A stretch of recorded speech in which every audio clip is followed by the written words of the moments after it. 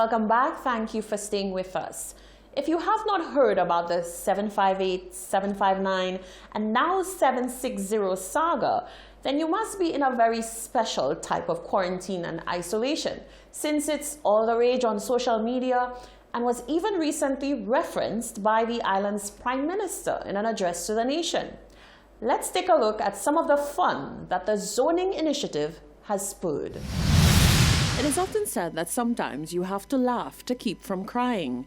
The COVID-19 pandemic has been brutal on the nerves of many as anxiety and fear have gripped the world. But people are finding ways to cope and bring joy and laughter to their lives and the lives of those around them, whether it's through music and some of the window serenading that has become popular, or through social media challenges and other entertainment. In St. Lucia, the announcement of zoning into a northern and southern zone quickly became the source of much social media buzz and friendly rivalry. Those in the south have dubbed themselves 759. Even Prime Minister Alan Shastney got in on the action, referencing the viral social media 758 and 759 demarcation in his address to the nation on Sunday. The reference, from all indications, thrilled audiences and even led to this viral video. Or as we call it, 758.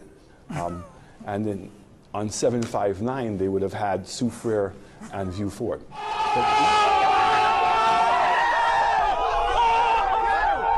Dennery, home to St. Lucia's signature sound, the Dennery segment soon came out with an announcement that lit up social media. Dennery chose to go independent from 758 as 760. Candidates started campaigning to become Prime Minister, and a Dennery national anthem was released by Umpa and Jamtastic in collaboration with G6 Productions. Dennery North, Dennery South, one Dennery. We be jamming. Hey, sons and daughters of Dennery, wherever you may roam, you know that the love is home. Sure, Dennery will stand alone. Now, sons and daughters of Dennery, wherever you may roam, you know that the love is home. To ensure the return of the Dennery Fish Fry, not just as another event, but as a national observance once independence is obtained. A Facebook frame from Vieux Fort native and young Calypsonian Oshun is even now being used by residents of 759. Zoning, curfew, and the partial shutdown of the island continues until the 26th of April, at which time the country's COVID-19 response will be reassessed to determine the way forward. In the meantime, people are continuing to have playful banter and hype about 758, 759, and 760. Well, some of us get to live in beautiful 759 and work in 758. Dual citizenship? I'll take it. On Sunday, the 12th of April, the government of St. Lucia hosted a 4-hour telethon which was geared towards raising funds for the personal protective equipment for frontline workers.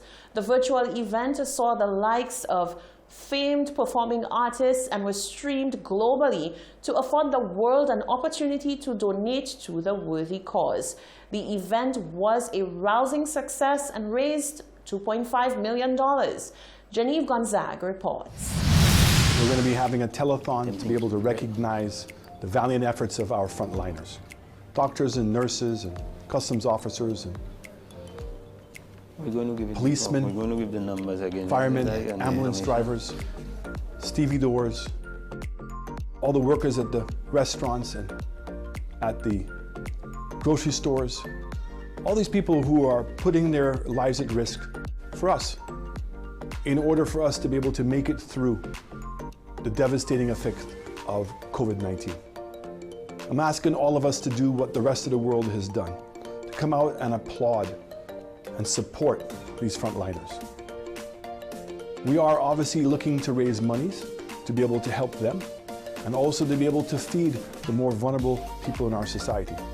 Government is playing its part on both of those initiatives. This is an opportunity for corporate businesses and individuals and for you to be able to show your appreciation. It doesn't have to be money. It can just be a great story of what somebody did to help you. It can be a prayer, but let us all come together and continue to give them the strength and the recognition they so much deserve. On Sunday, 12 April, Easter Sunday, St. Lucia hosted its 4-hour telethon, which was aimed at raising funds for personal protective equipment for frontline workers who are risking their lives in the fight against COVID-19. The telethon was aired globally and internationally to afford the global community an opportunity to chip in and donate to the worthy cause. All performances were done virtually, whether pre-recorded or live. One of the performing artists, Isai Hall, said his song was one of appreciation for all the persons risking their lives to keep the country safe and running. Having viewed what was being done internationally with regards to showing appreciation for persons in the front line, you saw territories where at a particular time in the evening everybody would come out on their balcony and applaud them for a certain length of time. I decided, you know what, I wanted to write a song in appreciation. And actually, I started writing that song even before the idea of the telethon came to me. There was a plethora of other local artists, including Ronald Buhinkson, Shane Ross, and Lady Lean. Donations were not only monetary, but rather products such as food items were also collected. Yon nan se bay lan nou sa di a, sou pan l'argent nou ka pren manger a. Sou pan manger a, même kon Kadas Bakery bay $5,000, mais yo ka bay san pain. Baron Foods yo bay produit. Nou ka di sou pan l'argent because nou sa bagay wet e kou ni marchandise nou ka pren. The telethon was a huge success as it raised $2.5 million.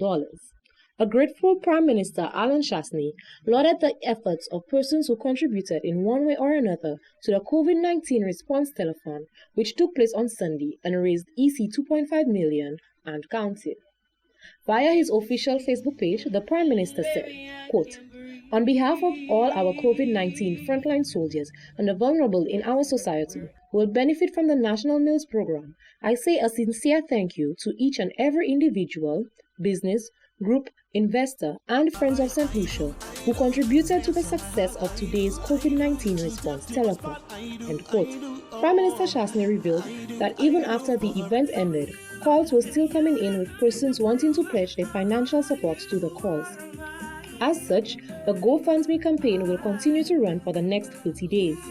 The funds raised will be used to provide the necessary personal protective equipment required by servicemen and women working in the line of duty in the fight against COVID-19 in St. Lucia. Reporting for Hot 7 News, I am Genevieve Gonzalez. The call workload of the St. Lucia Fire Service has increased exponentially in light of COVID-19. So says the Emergency Medical Service Director of the St. Lucia Fire Service, who highlighted the strain on his men and women. The St. Lucia Fire Service was already under pressure due to emergencies, but COVID-19 has added a new level of strain. The transportation and transfer of hundreds of quarantined and isolated individuals all fall under the purview of the fire service. The director of the fire department's Emergency Medical Service, Fernando James, says it has been a tall order, but fire officers have put their shoulders to the wheel to get their job done as frontline soldiers in the war against the invisible enemy, COVID-19. This pandemic has caused a lot of strain on the resources of the St. Lucia Fire Service. As you may be well aware, in the past many years, we've had shortages of manpower and emergency vehicles, but of course, with the help of our St. Lucian government, we've been able to move forward in strides and been able to provide a great service to the St. Lucian public in terms of responding to medical and trauma emergencies. But of course, with the pandemic, we've had a lot of call responses in relation to persons with the relevant signs and symptoms like fever, coughing, and respiratory distress. So of course, our call workload has been increased exponentially. But of course, we are doing our very best in responding to as many calls as we can and providing the services to the members of the public. James appeals to the general public to do their part to keep themselves safe and lighten the burden on fire and emergency officers. Persons do employ staying at home and not breaking the home quarantine rule, because if you do so, you are now increasing the spread of this disease. At this time, we do not have island-wide testing, and because of this, the requirements of staying at home to prevent or limit or mitigate the spread of this deadly disease would occur. Again, stay home. Only if you need to go to the relevant places like the bank, supermarket, the pharmacy, your doctor's office. If not, do stay home to limit the spread. Again, protect yourself. Make sure that you always wash your hands when required. The director says liming or partying during a partial shutdown is highly irresponsible and puts the entire nation at risk. He points to cases all over the world where emergency personnel are infected with the virus and are perishing at alarming rates. He says St. Lucia has to do all in its power to ensure that this does not become the case here on island. On Sunday, the 12th of April, Chief Medical Officer Dr. Sharon Belmar-George provided an overview of where the country is at in terms of dealing with the COVID-19 pandemic and announced the 15th confirmed case on island. On Friday, April 10th, 2020, St. Lucia recorded its 15th confirmed case of COVID-19. According to Chief Medical Officer Dr. Sharon Belmar-George, the newest victim is an 18-year-old male who was in close contact with another confirmed COVID-19 patient. On Friday, April 10th, 2020, St. Lucia confirmed one additional case of COVID-19, bringing our national total to 15. A total of 24 samples were tested, with 1 positive and 23 negatives. This new positive case of COVID-19 is an 18-year-old male who is a close contact of a previously confirmed case. He was initially placed in home quarantine and upon developing symptoms was taken in for testing and isolated. Following Friday's announcement, the Chief Medical Officer provided the nation with an overview of where the nation was at with relations to COVID-19. Belmar-George gave a breakdown of the categories of the COVID-19 patients, including their gender and age. It must be noted that all patients are reported to be in stable condition and in good spirits. And 4 of our remaining cases have since recovered and discharged from hospital care. Last week, the public health team at the Ministry of Health also took the opportunity to step back, review what has been put in place, access our position in that famous curve, analyze the data so far, and prepare the strategic pathway on the way forward with our national response for COVID-19. In summary, we note that 77% of our cases are female. The majority of the cases fall into the category of 45 to 49 years of age. 64% of cases report a travel history. To date, all of the confirmed cases are recovering well with no complications. We continue to report 0 deaths of COVID-19 in St. Lucia. Belmar-George says the government is taking proactive measures when dealing with the virus and is soliciting the continued cooperation of the public to ensure the effects of COVID-19 on the nation are not as detrimental as can be seen in other parts of the world. Although St. Lucia has not quite reached stage 3, which is identified by the establishment of community spread, many of the measures related to stage 3 are being implemented as part of a proactive approach. This includes the activation of NEMAC by the Prime Minister, Honorable Alan Chasney, the establishment of the Unified Command Center from the Office of the Prime Minister, the establishment of the curfew and the 24-hour shutdown. This present stage that we are in right now is critical. We need to keep focused on sustaining the gains made nationally in keeping the curve flat. The public is being urged to follow all advisories issued by the Ministry of Health as COVID-19 is still an imminent threat to society. The public is also being urged to make use of the platforms that have been set up, such as the 311 hotline and the newly set up website www.covid19response.lc for information on COVID-19. Reporting for Hot 7 News, I am Genevieve Gonzalez.